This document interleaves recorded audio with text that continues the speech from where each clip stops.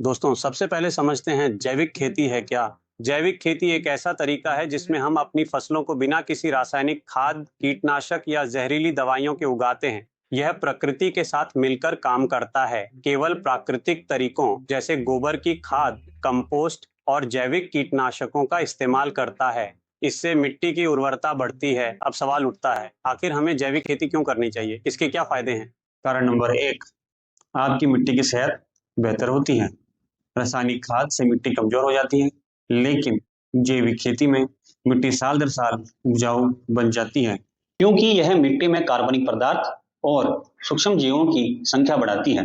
कारण नंबर 2, खर्चा कम, मुनाफा ज्यादा। रासायनिक खाद और कीटनाशक बहुत महंगे होते हैं।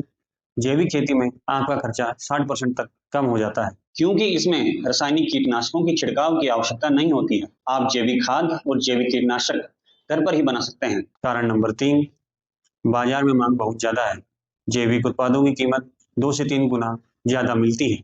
कारण नंबर 4, सरकारी योजनाओं का लाभ। परंपरागत कृषि विकास योजना, राष्ट्रीय जैविक उत्पादन कार्यक्रम जैसी स्कीमों से सब्सिडी और ट्रेनिंग मिलती है। तो आप समझ गए होंगे, जैविक खेती सिर्फ खेती नहीं बल्कि स्मार्ट खेती भी है।